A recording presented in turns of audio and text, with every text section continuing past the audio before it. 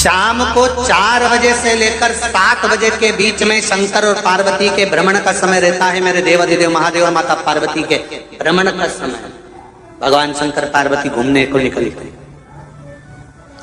इसलिए हमारा सनातन धर्म कहता है शाम के समय पर माताओं को झाड़ू नहीं लगाना चाहिए, शाम के समय पर माताओं को चूड़ी बिछिया नहीं बदलना चाहिए, शाम के समय पर माताओं को मांग में सिंदूरा नहीं भरना चाहिए, शाम के समय पर माताओं को बाल नहीं बांधना चाहिए, शाम के समय पर माताओं को चौखट पर नहीं बैठना चाहिए। उसका कारण क्या है? क्योंकि पार्वती जी ने भगवान भोलेनाथ जी से कहा था कि तुम मुझे रोज शाम के समय प्रदोष काल में भ्रमण के लिए लेकर जाते हो, मेरे लिए आज्ञा क्या है? शंकर भगवान ने कहा सुनो पार्वती, मंदिर के अंदर नंदी रहता है, जाने वाला यात्री जब मंदिर में मेरा दर्शन करने आता है तो नंदी के कानों में कहकर जाता है कि शिव जी को मेरे यहाँ लेकर आना।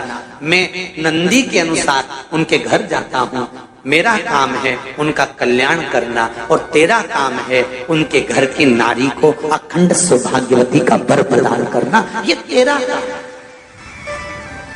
तब पार्वती माता ने कहा अखंड सौभाग्यवती होने का वर मैं तो दे दूंगी, पर उस समय पर माताएं चूड़ी बदल रही होगी, हाथ से चूड़ी निकाल रही होगी तो मैं वर कैसे दे सकती हूँ? मांग भर रही होगी तो मैं वर कैसे दे सकती हूँ? उस समय पर चूड़ी बिछिया बदला जा रहा होगा तो मैं वर कैसे दे सकती हूँ? उस समय पर झाड़ू लग रही होगी तो मैं लक्ष्मी को वहां कैसे भेज सकती हूँ? आप बताओ। तो शंकर भगवान ने कहा प्रदोष का समय एक ऐसा समय होता है, शाम का समय ऐसा होता है जिस समय पर केवल शंकर और पार्वती की आराधना का समय होता है।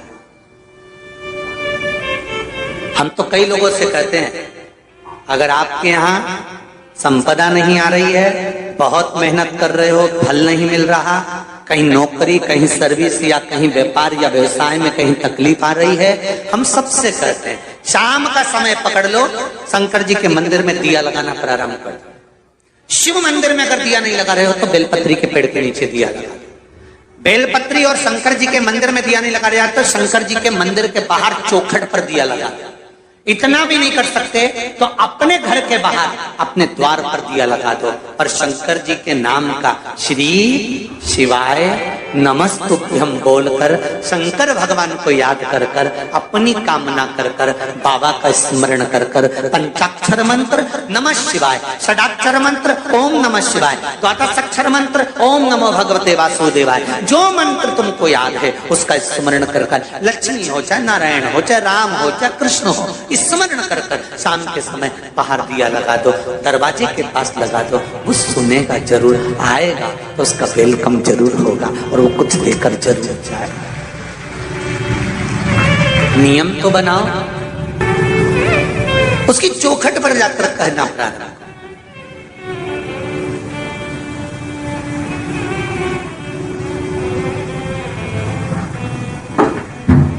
बृहस्पति महाराज ने कहा कि शाम का समय जो प्रदोष का समय होता है उस समय पर इंद्रदेव तुम शंकर जी की आराधना करो। शिव आराधना से शंकर जी जो मार्ग प्रशस्त करेंगे, शिव आराधना से जो शंकर जी कहेंगे वो तुम करना, ठीक है? आराधना करी बाबा भोलेनाथ जी।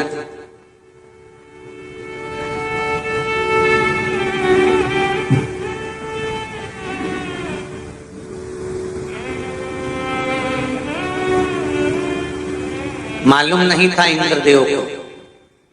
बृहस्पति महाराज ने प्रदोष की महत्वता समझाई तो प्रदोष का समय जानकर शंकर जी पर 7 बेलपत्र प्रदोष के दिन इंद्र ने समर्पित कर दी बिना सोचे।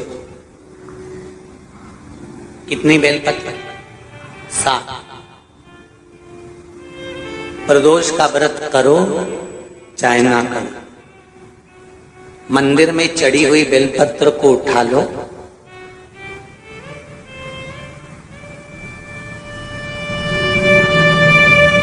बेलपत्र का ब्रह्म कमल बना लो,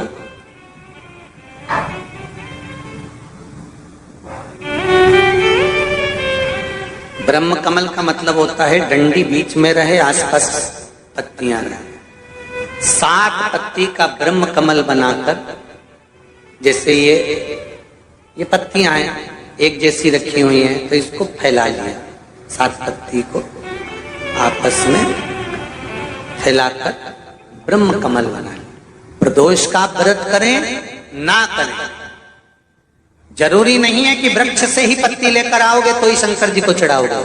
शिव जी पे से चढ़ी हुई उठाकर धोकर ब्रह्म कमल बनाकर बाबा से विनय कर कर, हे प्रभु आज मैं इस काम के लिए जा रहा हूं, बाबा मेरा यह कार्य है, बोलकर श्री शिवाय नमस्तुभ्यम बोलकर शिवलिंग पर समर्पित कर दो।